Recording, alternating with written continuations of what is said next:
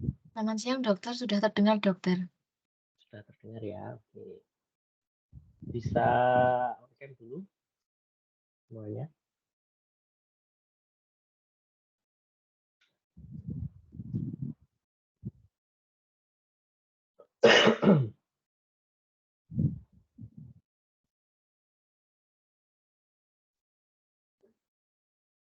Kita on cam dulu semuanya.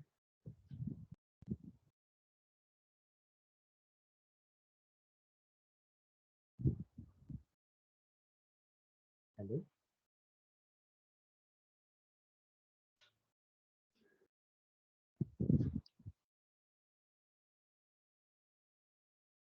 Bisa on cam dulu semuanya. Bisa on cam, yang on cam silahkan on cam.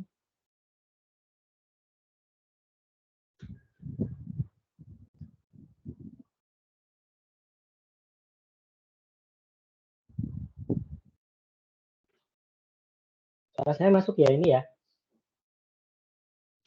Dok.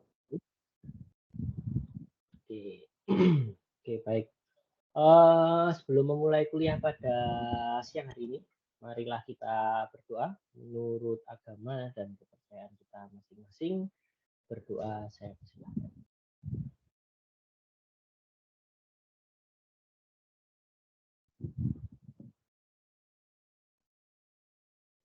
Oke, baik, terima kasih. Terima kasih yang sudah on cam ya. Pada siang hari ini, saya ingin sedikit ya istilahnya membagikan ilmu ya. Manajemen nutrisi pada pasien, pada penderita diabetes mellitus. Oke, saya share screen dulu.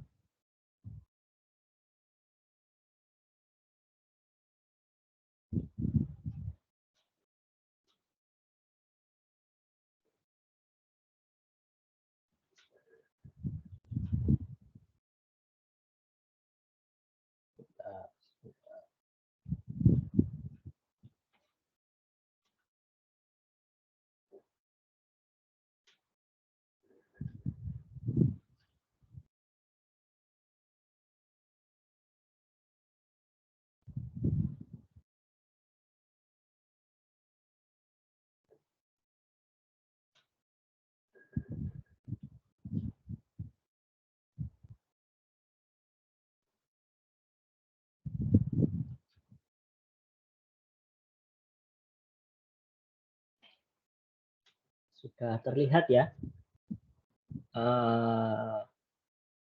PowerPoint-nya sudah terlihat?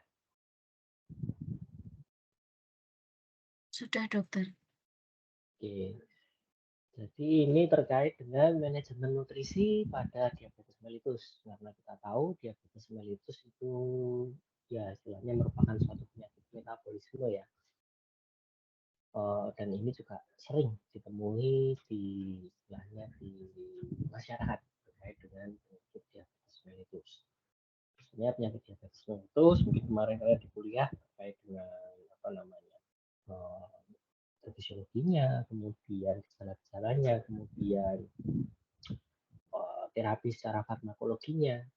Kita akan melihat dari manajemen nutrisinya ini lebih ke arah nanti terapi yang non farmakologi di situ. Bagaimana manajemen nutrisinya karena ada hubungan antara nutrisi juga dengan metabolisme yang ada pada pasien dengan diabetes mellitus terkait dengan perubahan metabolisme seperti apa. Nanti di situ nanti kita akan membahas bagaimana manajemen pada penderita diabetes mellitus. Oke, sebelumnya saya ada pertanyaan mungkin.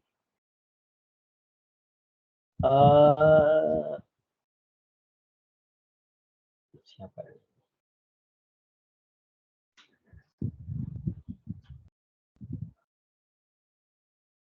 KD Pasek, ada KD Pasek?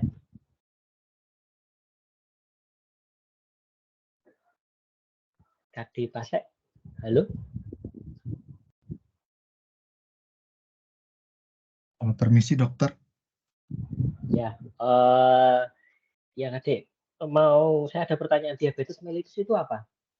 Penyakit apa itu? Permisi dokter, suaranya kurang jelas dokter. Oke, diabetes mellitus itu apa KD? Diabetes mellitus yang saya tahu sih seperti kondisi gangguan metabolik dokter. Jadi ada yang karena sekresi insulin yang terganggu yang membuat nantinya intake glukosa di dalam sel itu menurun, sama ada kerusakan di reseptor yang berfungsi untuk berikatan dengan insulin itu dokter. Pokoknya adanya hiperglikemik di dalam darah dokter. Oke, baik, terima kasih. Baik, terima kasih dokter. Lutgerdistivona, suara saya masuk? Oke. Diabetes mellitus itu kita bisa tahu seseorang terkena diabetes mellitus itu dilihat dari apanya? Izin jawab dokter, dari pemeriksaan gula darahnya dok. Pemeriksaan gula darah ya. Oke, baik. Bentar.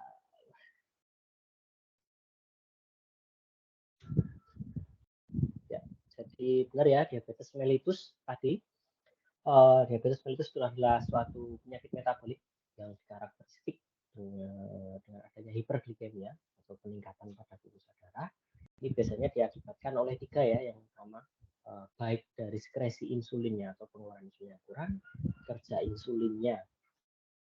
Insulin kan fungsinya untuk meningkatkan uptake glukosa yang ada di darah untuk dimasukkan ke dalam sel dan dimetabolisme di situ.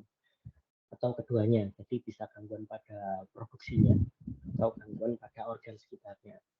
Nah, untuk secara pengantar saja, kalau diabetes kan biasanya kita untuk diagnosisnya biasanya dilihat dari glukosa darahnya ya. Glukosa darahnya sekarang bisa dilihat dari HbA1c-nya, dan kemudian ada gejala klasiknya. Ya, gejala klasik yaitu poliuria, polifagi, dan polidipsi. Itu terkait dengan diabetes mellitus secara umum. Nanti kalian akan lebih memperdalamnya di mata kuliah yang lain. Kemudian diabetes mellitus sendiri itu secara umum kan dibagi 3. Diabetes mellitus tipe 1, ini biasanya autoimun ya karena ada gangguan sekresinya, diabetes mellitus tipe 2, dan diabetes gestasional. Kita nanti akan fokuskan di diabetes mellitus tipe 2. Kayak dengan diabetes mellitus tipe 2, ini kan biasanya diakibatkan karena ya itu tadi resistensi insulin istilahnya. Reseptor insulinnya ini sudah enggak sensitif lagi terhadap insulin.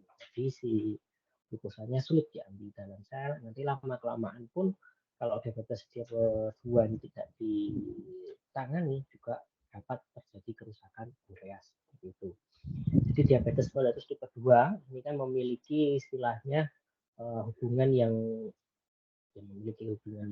cukup istilahnya hubungan yang kuat antara diabetes dengan obesitas. Ya. Gimana? Maaf, ini apakah PPT-nya memang belum jalan dok? Masih di slide 1. Oh, masih di slide 1. Oke. Iya dokter. Terima kasih dok. Terima kasih. Sebentar.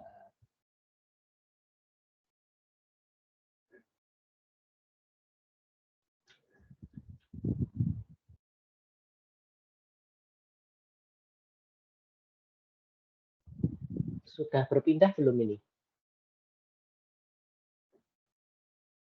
Sudah berpindah PPT-nya? Ini bukan di set view-nya itu. Oh, belum ya. Ini konten awal. Bentar ya.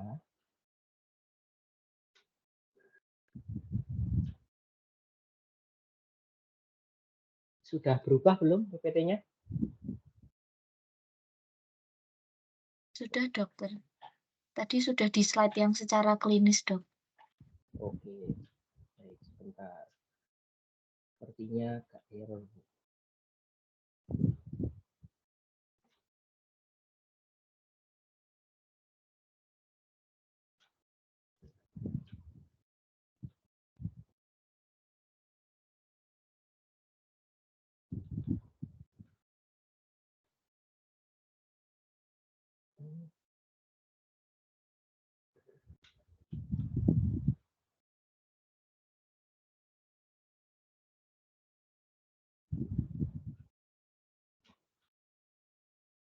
Hilang ya PPT-nya ya? Bentar, saya close dulu.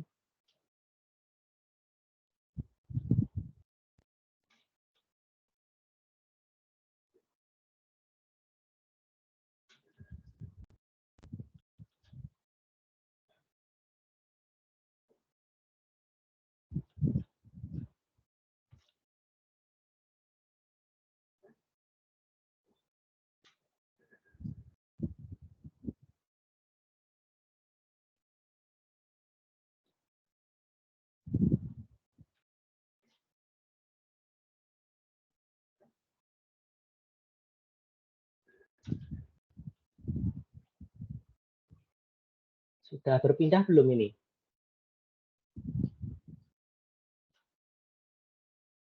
Sudah di slide secara klinis, dokter. Ini sudah bisa pindah ke selanjutnya? Sudah bisa, dokter. Oke, baik. Jadi terkait diabetes mellitus tadi ya, yang saya ulangi terkait diabetes mellitus, ini kan memiliki hubungan yang cukup kuat dengan obesitas, karena obesitas itu merupakan salah satu faktor resiko dari diabetes mellitus. Nanti untuk mekanismenya istilahnya nanti mungkin dalam sahabat-sahabat terkait bagaimana hubungan antara diabetes dengan antara obesitas dengan diabetes. Nah, nanti silahkan dibaca terkait itu. Kita akan membahas bagaimana manajemennya terkait dengan diabetes itu sendiri. Jadi kita fokuskan di diabetes tipe 2.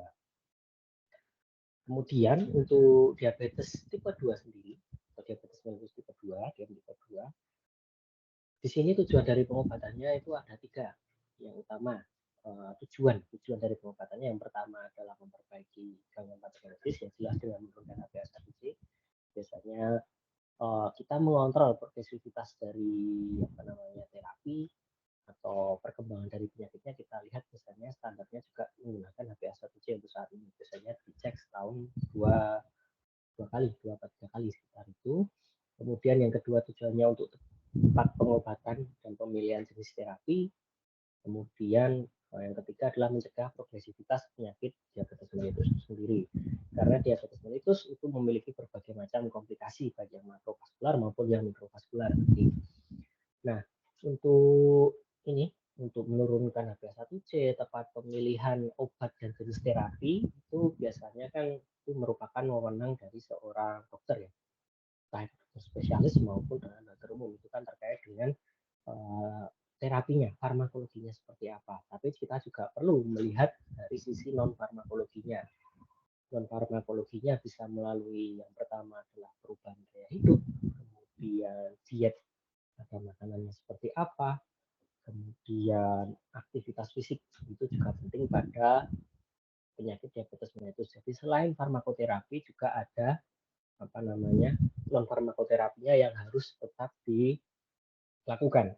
Karena percuma kalau hanya terapi dengan obat-obatan saja tapi non farmakoterapinya yang tidak dioptimalkan, itu malah mungkin hasilnya juga tidak akan optimal juga pada penyakit diabetes mellitus. Terkadang mungkin di klinis pasiennya sudah rutin minum obat, tapi ternyata dilihat HbA1c-nya maupun kontrol gula darahnya itu masih tetap tinggi terus nilainya. Itu bisa karena mungkin pendekatan non farmakologinya yang masih kurang optimal. Nah, untuk terapi nutrisi medis sendiri pada pasien diabetes mellitus, di sini ini prinsipnya pengaturan makan sesuai dengan porsi makannya, makanan yang seimbang, baik menentukan antara kebutuhan kalori dan zat gizi pada individu, pada penderita diabetes tersebut. Sebenarnya tidak jauh berbeda dengan orang normal atau orang sehat untuk pengaturan porsi makanannya maupun kebutuhan kalorinya. Pada diabetes mellitus kita mengenal prinsip 3J, mungkin kalian pernah mendengar ya, jadwal, jenis, dan jumlah kalori. Jadi selain jumlah kalorinya yang cukup, jenisnya juga harus baik, istilahnya bervariasi, kemudian jadwalnya juga harus tepat pada pasien dengan diabetes mellitus, karena kita tahu kan ini merupakan suatu penyakit metabolisme itu tadi.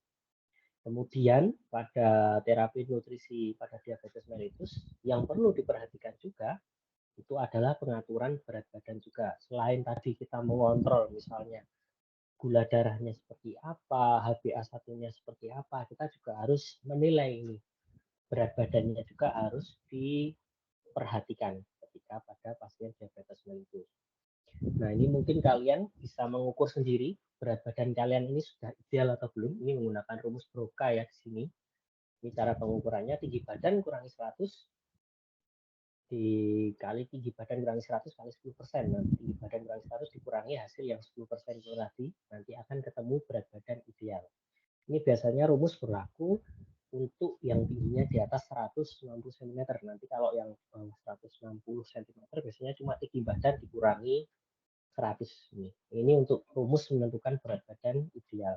Kenapa berat badan harus diperhatikan ya? Karena tadi pada pasien diabetes obesitas itu berhubungan erat dengan terjadinya diabetes. Jadi berat badan, pengaturan berat badan ini juga perlu diperhatikan. Kemudian apalagi yang perlu diperhatikan pada pasien diabetes selain dari tadi segi pengobatan secara farmakologinya, yang pertama adalah dorong untuk perubahan gaya hidup, perubahan lifestyle istilahnya. Tujuannya apa? Tujuannya ya ini menurunkan hiperglikemi, tekanan darah, dislipidemia, dan mencegah komplikasi itu tadi. Dengan mungkin ada beberapa jurnal juga yang menyebutkan bahwa dengan aktivitas fisik itu juga dapat mengurangi resistensi dari insulin itu tadi. Jadi meningkatkan sensitivitasnya, terutama pada jaringan di otot itu tadi. Sehingga aktif pengambilan keputusannya itu dapat optimal. Yang kedua, reduce adalah mengurangi intake kalori dan konsumsi lipid serta natrium. Yang dimaksud dengan mengurangi kalori intake di sini bukan kalau kalorinya sudah cukup, ya sudah. Tetapi pada seseorang dengan berat badan yang berlebih atau indeks massa tubuhnya lebih dari 27 atau 25, di situ yang masuknya ke obesitas, itu harus dikurangi untuk kalorinya. Biasanya kalau orang diabetes dengan obesitas itu dianjurkan mengurangi sekitar 20% kalorinya per hari untuk menjaga atau menurunkan berat badannya supaya ideal itu tadi. Kalau sudah ideal ya sudah, kalorinya itu dijaga. Kemudian selanjutnya adalah mengurangi konsumsi lipid. Kemudian juga natrium. Natrium di sini kaitannya dengan tekanan darah karena ada hubungan juga antara diabetes juga dengan hipertensi, itu juga ada hubungannya. Jadi intake natriumnya juga harus diperhatikan. Kemudian apa yang perlu ditingkatkan pada pasien dengan diabetes mellitus? Yang perlu ditingkatkan adalah penggunaan energinya. Maksudnya di sini adalah penggunaan energi itu adalah dengan beraktivitas fisik. Aktivitas fisiknya juga harus ditingkatkan dengan tujuannya untuk ini kalorinya ini juga dapat diambil dengan optimal, istilahnya dapat digunakan dengan tubuh dengan optimal. Kemudian yang selanjutnya adalah konsumsi makanan berserat juga harus ditingkatkan, makanan-makanan yang tinggi serat. Kemudian makanan yang kaya nutrisi, ini yang perlu diperhatikan pada pasien diabetes, pasien atau penderita diabetes mellitus. Kemudian yang selanjutnya, nah ini untuk porsi makannya pada penderita diabetes mellitus. Ini secara umum ya, bukan dihitung per individu-individu, tetapi yang pertama ini untuk karbohidratnya tetap ini sama dengan orang normal atau orang sehat pada umumnya. Untuk karbohidratnya sekitar 60% porsi karbohidratnya, proteinnya sekitar 20%, dan lemaknya ini sekitar 20%. Ini maksimal 20% kalau lemaknya. Jadi ini porsi perharinya sama dengan orang normal. Jadi 60, 20, dan 20. Itu sama. Kalau menurut gambar di bagian kiri di sini terkait dengan diet pada pasien diabetes mellitus, yang pertama terkait dengan konsumsi ini karbohidratnya. Karbohidratnya ini masuk yang fruit atau istilahnya buah-buahan dan starch itu maksudnya yang karbohidrat di situ itu 1 genggam tangan ya, 1 genggam tangan. Kemudian untuk vegetable atau sayur-sayurannya itu 2 tangan banyak kita mengambil. Kemudian proteinnya cukup 1 telapak tangan biasanya. Kemudian juga lemaknya ini cukup 1 jempol saja, istilahnya seperti itu. Dikonsumsinya harus tepat, harus seperti itu. Jadi yang diperbanyak di sini adalah konsumsi sayuran dan buah-buahan itu tadi. Konsumsinya harus diperbanyak terkait dengan konsumsi serat yang tinggi pada penderita diabetes mellitus. Jadi karbohidratnya 60%, protein 20%, lemaknya sama 20%. Jadi kalau pada penderita diabetes mellitus istilahnya ada yang mengedukasi tidak boleh makan nasi seperti itu salah ya. Tetap diperbolehkan, tetapi porsinya juga harus diatur. Jadi sekitar 60% dari konsumsi hariannya itu tadi. Jadi karbohidrat ini lebih banyak dibandingkan protein dan lemaknya. Kemudian selanjutnya terkait dengan karbohidrat tadi dianjurkan sekitar 45 sampai 60 atau 65% tadi dari total asupan energi per hari. Yang perlu diperhatikan di sini adalah pemilihan karbohidrat atau makanan yang mengandung karbohidrat itu tadi, itu biasanya karbohidrat yang tinggi serat, karbohidrat kompleks seperti itu. Karena karbohidrat ada dua, ada yang simpel dan ada yang kompleks. Jadi dianjurkan karbohidrat yang kompleks yang dikonsumsi per hari. Kemudian memilih karbohidrat dengan indeks glikemik yang rendah.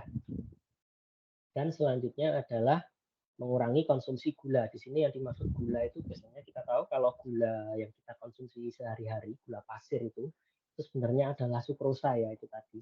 Sukrosa itu merupakan karbohidrat yang simpleks, karbohidrat yang simpel. Jadi dia mudah dipecah di dalam tubuh menjadi glukosa. Itu yang harus dikurangi untuk konsumsinya. Seperti itu. Nah, di sini kita mengenal yang disebut dengan indeks glikemik. Mungkin ada yang tahu apa itu indeks glikemik?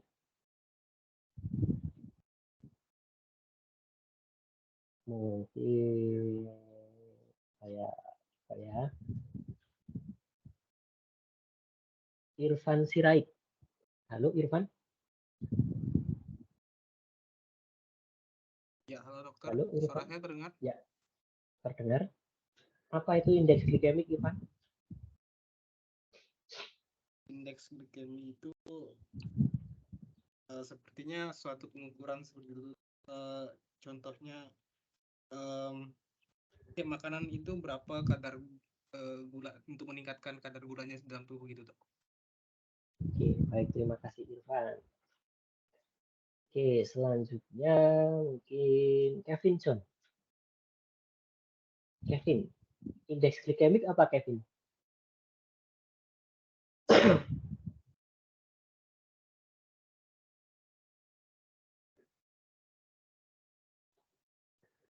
Apa Kevin? Indeks glikemik Kevin. Selamat siang dokter, sudah saya masuk? Ya, masuk Kevin. Setahu saya indeks glikemik itu ada sebuah skala dokter. Skala yang digunakan untuk menilai suatu kecepatan proses metabolisme glukosa dalam tubuh. Oke, baik. Terima kasih Kevin. Oke, yang dimaksud dengan indeks glikemik itu adalah suatu bahan makanan ketika masuk ke dalam tubuh dan dia dikonsumsi, ketika dia dimetabolisme di dalam tubuh, ketika makanan itu memiliki indeks glikemik yang tinggi, atau karbohidrat itu memiliki indeks glikemik yang tinggi, dia itu lebih cepat meningkatkan kadar glukosa di dalam darah, di dalam tubuh. Kalau indeks glikemiknya rendah, dia tetap akan menaikkan glukosa di dalam darah, tapi prosesnya itu berjalan pelan-pelan, tidak langsung meningkat tinggi secara cepat itu tadi. Jadi kita memilih bahan makanan dengan indeks glikemik yang rendah. Pertama yaitu tadi supaya glukosa darah, glukosa yang ada di kadar karbohidrat yang kita makan itu tidak secara cepat meningkatkan glukosa di dalam darah. Jadi dia lebih perlahan-lahan untuk meningkatnya seperti itu. Bukan istilahnya bukan makanan itu memiliki kandungan glukosa yang lebih rendah dibanding dengan yang satunya, bukan, tetapi dia meningkatkan glukosa darah itu secara perlahan-lahan. Tidak, misalnya antara ini contohnya gula dengan jagung misalnya. Ini sama-sama mengandung karbohidrat. Mungkin karbohidrat glukosanya kandungannya juga sama. Tetapi kalau gula murni dia lebih cepat meningkatkan kadar glukosa darah dibandingkan dengan si jagung itu tadi. Makanya dianjurkan untuk memilih makanan dengan indeks glikemik yang lebih rendah. Itulah mengapa mungkin kalian pernah mendengar mungkin di edukasi di masyarakat terkait dengan misalnya pasien dengan diabetes itu dianjurkan untuk mengkonsumsi nasi merah dibandingkan mengkonsumsi nasi putih. Itu ya karena ini tadi indeks glikemik nasi merah itu lebih rendah dibandingkan dengan nasi putih. Jadi dia meningkatkan glukosa darahnya itu lebih lama, lebih perlahan-lahan. Glukosa darahnya akan lebih teratur, lebih perlahan-lahan meningkatnya dibandingkan dengan ketika mengkonsumsi nasi putih. Tapi bukan anggapan kalau glukosanya pada nasi merah itu lebih rendah, enggak. Kalau pada pasien diabetes mellitus tetap misalnya dia harusnya disarankan mengkonsumsi nasi merah itu setengah piring misalnya. Tapi karena dengan anggapan glukosanya pada nasi merah itu rendah, makanya dia makannya 2 piring, ya itu sama, glukosa darahnya tetap akan meningkat tinggi. Jadi porsinya sama, tetapi kita pilih jenisnya yang memiliki indeks glikemik yang lebih rendah. Misalnya contohnya ya ini nasi merah, kemudian contohnya bisa juga kentang. Kentang itu juga tinggi dengan ini karbohidrat kompleks itu tadi.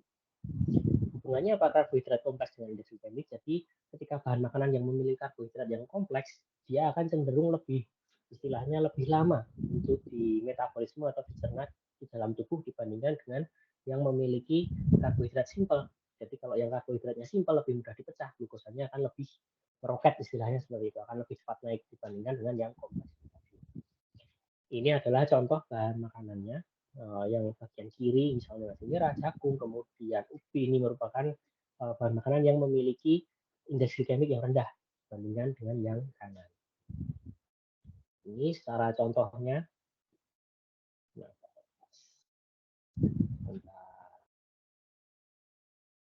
Sebentar.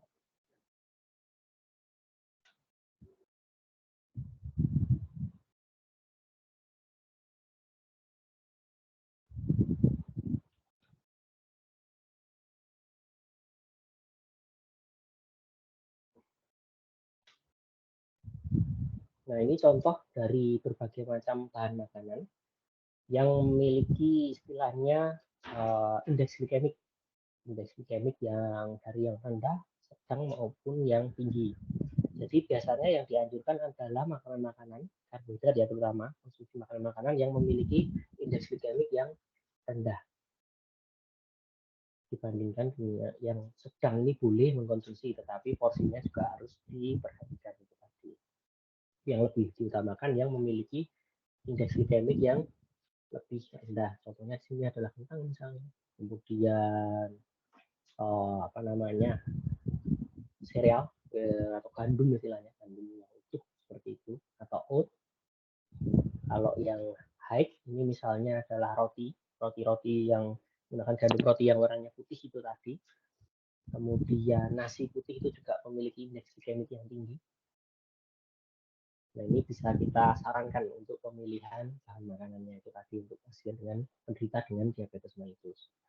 Nah, kemudian kita tadi yang karbohidrat, sekarang kita masuk yang ke protein. Untuk konsumsi protein sendiri, ini sekitar 15-20% konsumsi harian. Biasanya pada pasien DM tanpa komplikasi, istilahnya yang fungsi-fungsi organ tubuhnya masih baik, konsumsi proteinnya bisa 15-20% konsumsi per hari. Tetapi kalau pada pasien diabetes yang memiliki komplikasi, misalnya contohnya adalah gangguan ginjal, itu konsumsi proteinnya itu dikurangi, biasanya sampai sekitar 10% saja konsumsi per hari. Kenapa bukan serta-merta terus karena ada gangguan ginjal konsumsi proteinnya di stop, tidak, tetap untuk konsumsi proteinnya tetap, tapi porsinya dikurangi. Nah, biasanya untuk pemilihan protein di sini yang kesulitan adalah memilih bahan makanan yang istilahnya protein kan biasanya bahan makanannya istilahnya modelnya sama dengan satu dengan yang memiliki kandungan lemak ya biasanya. Contohnya misalnya daging ayam seperti itu. Daging ayam kita pilihnya bukan daging ayam yang ada kulitnya, biasanya kita pilih dada ayam. Itu kandungan proteinnya cukup tinggi dan kandungan dari lemaknya itu lebih rendah. Tapi biasanya juga mungkin rasanya ya, rasa dari makanannya itu tadi terkait dengan protein. Kemudian untuk konsumsi protein juga dianjurkan berasal dari bahan-bahan makanan yang nabati juga proteinnya, misalnya dari tahu maupun dari kentang itu tadi.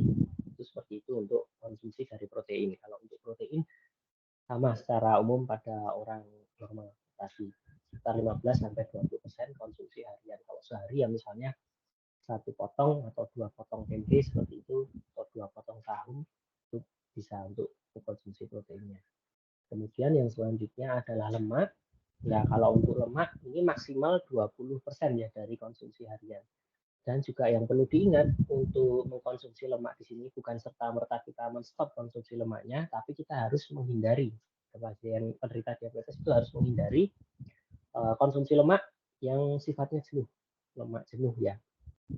Kemudian yang memiliki jenis yang trans fatty acid, istilahnya seperti itu, karena kedua ini lemak jenuh maupun lemak yang trans itu biasanya akan memperburuk kondisi pada tubuh, terutama pada endotel, jaringan endotel itu tadi, karena dia sifatnya prooksidan biasanya.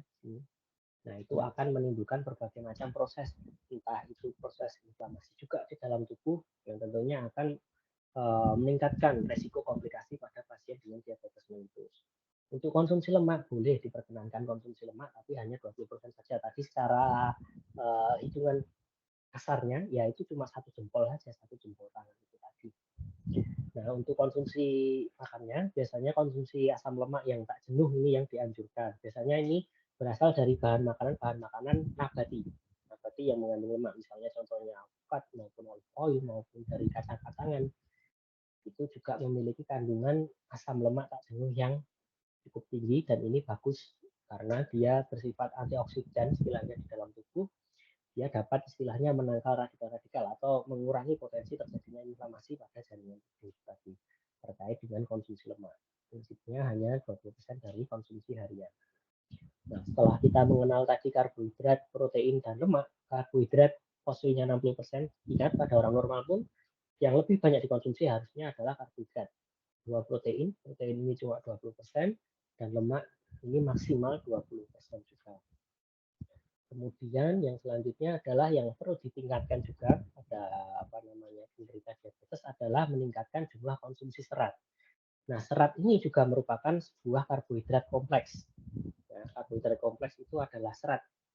Serat itu contoh dari karbohidrat kompleks karena dia istilahnya contohnya ya kayak starch, lem seperti itu kan juga karbohidrat kompleks. Nah, ini yang harus ditingkatkan dengan konsumsi seratnya itu harus ditingkatkan pada pasien dengan diabetes mellitus. Biasanya konsumsinya yang dianjurkan adalah 25 sampai 30 gram per hari. Biasanya kalau serat ini tinggi pada sayur-sayuran, makanya tadi pada porsi makan tadi sayur-sayuran itu konsumsinya seperti tangan kita menadah mengambil dengan 2 tangan tadi, harus diperbanyak konsumsi seratnya. Kenapa kita harus memperbanyak konsumsi seratnya? Yang pertama, dia akan memberikan rasa kenyang yang lebih lama pada tubuh, rasa kenyangnya lebih bertahan lama. Kedua, dia juga dapat istilahnya mengurangi penyerapan dari glukosa juga di situ. Kemudian juga karbohidrat ini, serat ini merupakan karbohidrat kompleks sehingga dia nanti di dalam tubuh ketika terserap pun untuk proses metabolismenya juga akan berlangsung yang lebih lama dengan makanan-makanan yang mengandung karbohidrat yang simpel tadi. Makanya pada penderita diabetes mellitus dianjurkan untuk mengkonsumsi sayur-sayuran yang porsinya yang lebih banyak, ditingkatkan lagi untuk porsinya. Jadi tadi untuk karbohidratnya cuma 1 telapak ini segenggam, karbohidratnya segenggam, sayurnya 2 tangan, kemudian proteinnya cuma 1 telapak ini, telapak tangan saja, kemudian untuk lemaknya cuma 1 jempol saja. Itu secara hitungan kasarnya pada penderita penderita diabetes mellitus itu tadi. Kemudian, nah pada penderita diabetes mellitus juga yang kalian sering mendengar tentang pemberian pemanis alternatif ya. Biasanya kan rasa manis itu yang sulit untuk dihindari pada pasien dengan diabetes mellitus, karena pasien dengan diabetes mellitus dia gejalanya pasti polifagi, polidipsi juga udah lapar, udah haus seperti itu. Jadi biasanya untuk pemanis dianjurkan dengan pemanis buatan. Nah, pemanis buatan sendiri ada 2. Ada pemanis buatan yang berkalori dan tak berkalori. Jadi hati-hati dengan pemberian pemanis buatan yang berkalori. Jangan karena ini hanya pemanis buatan saja, terus diberikannya berlebihan, tidak, karena ini tetap mengandung kalori. Makanya pemberiannya juga harus dibatasi untuk yang berkalori. Kalau yang pemanis tak berkalori pun juga harus dibatasi pemberiannya, karena kalau terlalu banyak juga akan mengganggu proses ekskresinya di dalam tubuh seperti itu. Nah, ini contohnya pemanis alternatif yang digunakan pada makanan. Biasanya yang mungkin sering ditemui adalah aspartam, sakarin. Kalau yang berkalori ini contohnya adalah sorbitol dan fruktosa. Ini contohnya dari pemanis alternatif itu tadi. Kemudian yang selanjutnya pada penderita diabetes kita mengenal 3J. 3J itu adalah jumlah, jenis, dan jadwal. Yang pertama adalah jumlah. Jumlahnya perhatikan kebutuhan kalori individu. Jadi biasanya kalau pasien datang dengan diabetes mellitus, kita ukur tinggi badan berat badannya, kita tentukan IMT-nya. Setelah kita tentukan IMT-nya, kita hitung basal kalorinya, kemudian kita sesuaikan dengan aktivitas fisiknya seperti apa. Kemudian kita rumuskan komposisi makannya. Misalnya karbohidratnya 60%, lemaknya 20%, dan proteinnya 20%. Baru kita tentukan jenis-jenis dietnya seperti apa. Makanannya itu tipenya seperti apa. Nah, ini perhatikan dengan jumlahnya. Komposisinya harus 60, 20, 20. Biasanya kita mengenal ada isi piringku. Pada pedoman gizi seimbang kita mengenal ada isi piringku. Nanti kalian bisa lihat. Di setengah porsi sendiri untuk sayur dan buah-buahan. Kemudian seperempat untuk karbohidrat dan untuk proteinnya. Kemudian setelah jumlah, yang perlu diperhatikan selanjutnya adalah jenis. Jenisnya adalah contohnya ya tadi karbohidratnya kita pilihkan karbohidrat yang memiliki indeks glikemik yang rendah dan juga bahan makanan yang mengandung tinggi serat. Nah, ini terkait dengan jenisnya. Kemudian yang selanjutnya adalah jadwal. Jadi pada penderita diabetes anjurannya juga untuk makannya itu secara terjadwal.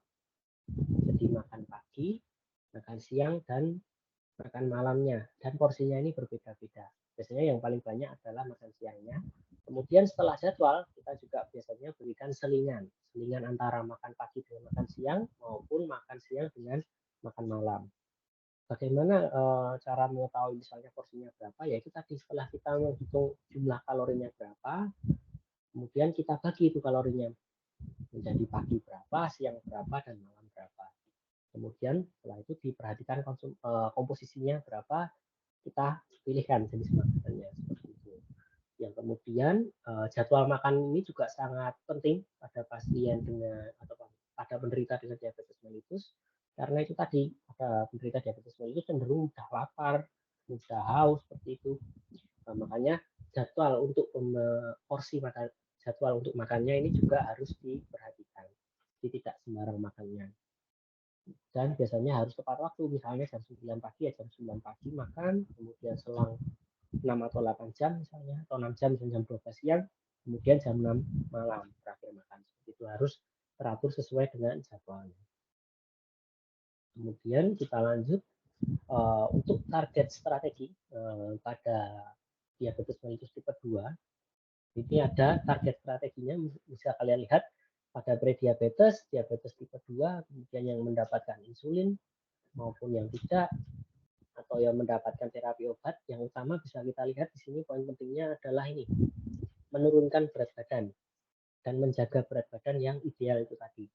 Ini hampir semua, ini merupakan bentuk target terapinya.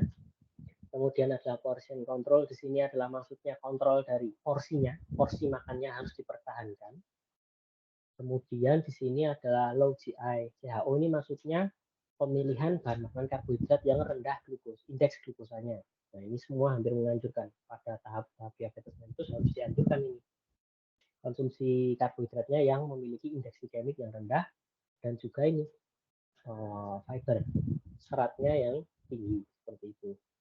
Nah, terkait dengan dan juga yang terakhir yang utama juga yang perlu dilihat adalah aktivitas fisik. Hampir dianjurkan semuanya untuk meningkatkan aktivitas fisiknya itu tadi.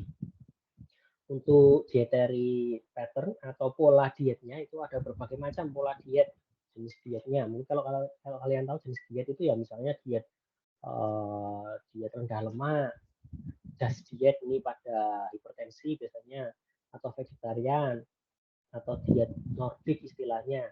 Itu ada berbagai macam pola diet.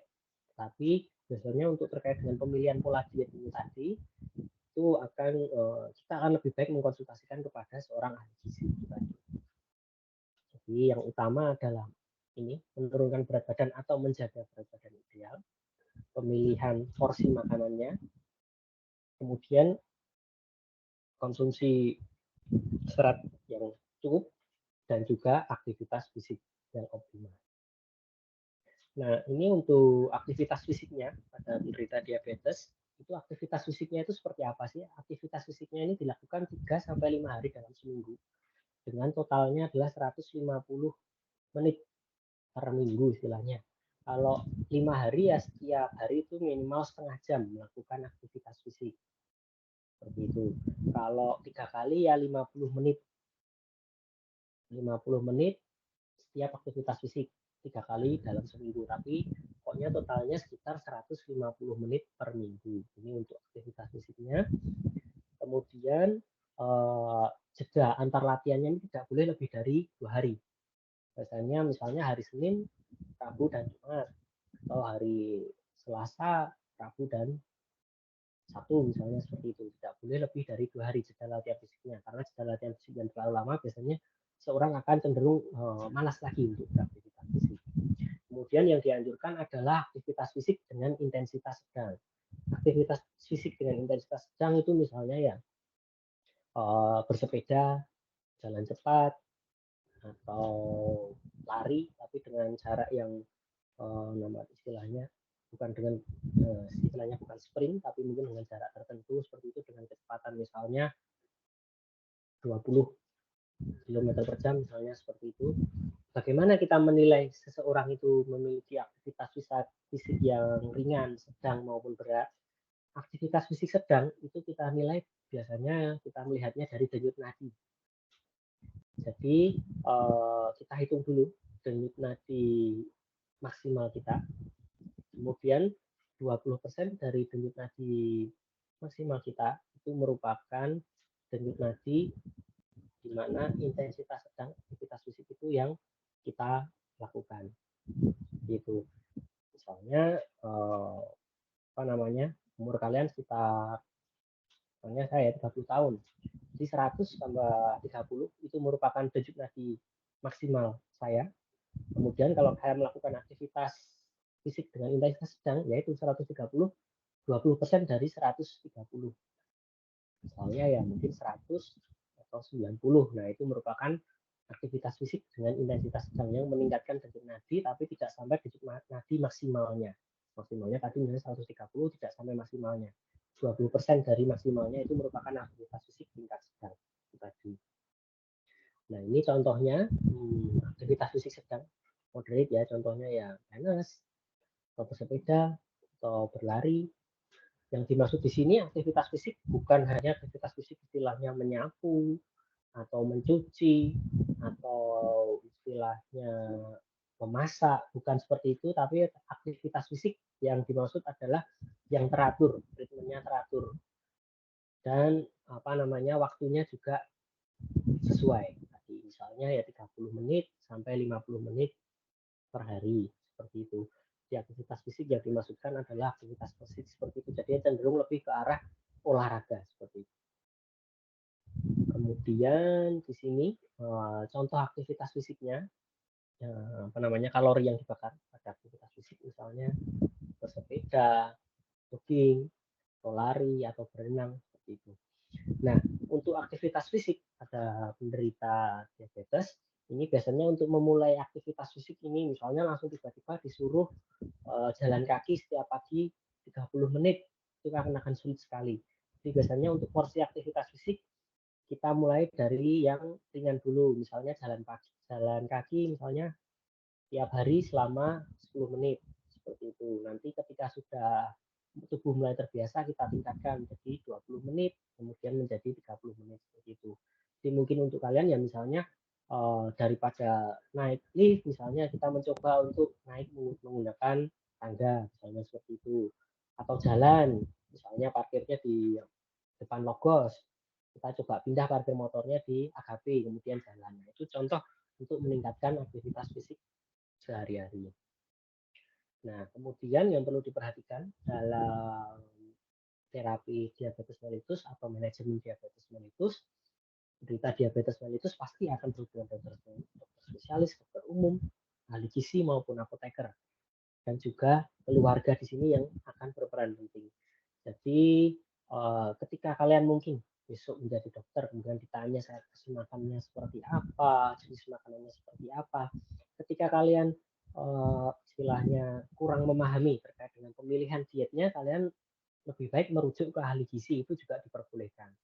Kemudian untuk saat ini pun juga sangat disarankan karena pada penderita diabetes mellitus terkait dengan manajemennya itu pasti akan melibatkan dari semua bidang. Tetapi kalian juga harus mengerti secara umum mengenai diabetes mellitus itu manajemennya seperti apa, cara non farmakologinya. Jadi misalnya untuk dokter spesialis, dokter umum, kita tidak hanya mengobati, tapi juga harus mempromosikan tentang perubahan gaya hidup.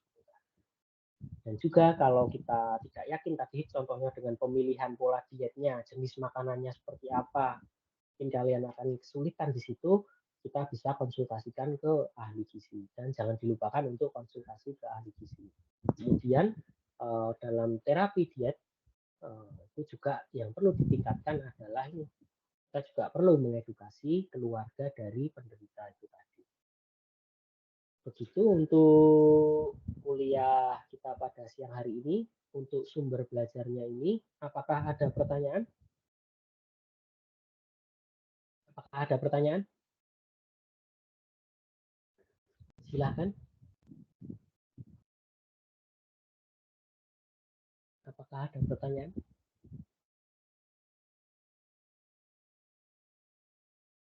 Silakan kalau ada pertanyaan.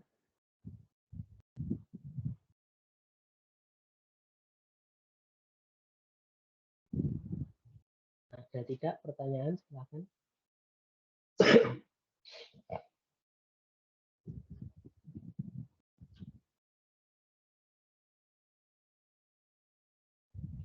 Suara saya masuk? Masuk suara saya? Ada pertanyaan?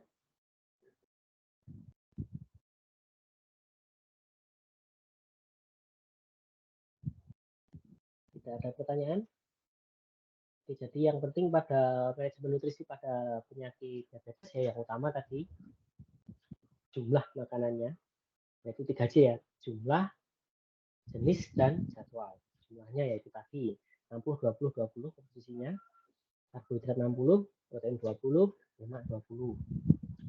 Kemudian kalau jenis, ya pilihlah jenis tadi, misalnya yang indeks glikemiknya rendah, rendah kandungan lemak yang jenuhnya. Kemudian yang terakhir adalah jadwal, tetap harus teratur jadwalnya, porsi makannya harus teratur. Nah, terus untuk monitoringnya, kapan kita monitoring? Biasanya kalau pasien dengan diabetes mellitus yang istilahnya sudah mendapat terapi obat, tapi kok gula darahnya tidak turun-turun, biasanya kita konsulkan ke ahli gizi, kemudian kita monitoring, misalnya setiap hari kita buatkan tadi jadwal makannya dan komposisi makannya. Biasanya kita sampai ke tingkat kita tidak cuma ngomong, misalnya dikurangi konsumsi nasinya. Konsumsi nasinya seperti apa? Kita harus pastikan, misalnya nasinya itu 100 gram per hari, kira-kira 8 sendok sehari. Nah, kita harus sampai seperti itu. Jadi kita tidak serta-merta bilang mengurangi. Kalau pasiennya mengkonsumsi nasi seharinya 3 centong, suruh mengurangi, dia cuma kurangi 1 centong, masih 2 centong itu. Jadi kita harus pastikan seperti itu, sampai seperti itu. Kemudian kita lakukan monitoring gula darah biasanya. Di monitoring gula darah per hari, kita lihat catatan gula darahnya per hari, misalnya selama 1 minggu. Dengan diet seperti itu gimana? Gula darahnya terkontrol atau tidak? Kalau terkontrol, kita lanjutkan porsi makannya yang seperti itu. Jadi ditingkatkan konsumsi sayur dan buahnya, ini yang utama. Makanan-makanan yang mengandung serat tinggi. Jika penderita diabetes mellitus, boleh nggak mengkonsumsi misalnya minuman manis atau kopi misalnya atau gula, boleh, tapi dikurangi porsinya. Bukan misalnya sehari sampai 3-4 kali, enggak, mungkin sehari cuma 1 kali saja.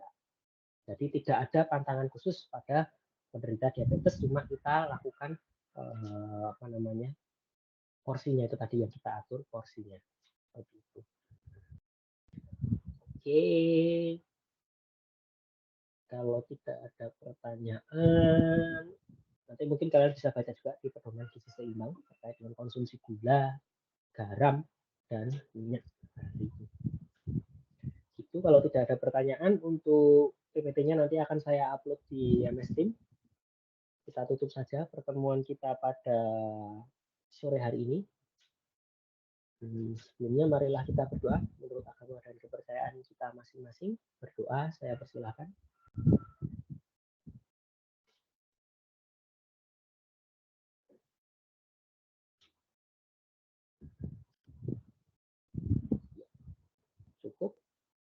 Nanti kalau ada pertanyaan boleh di lewat MS Team atau lewat WA ya.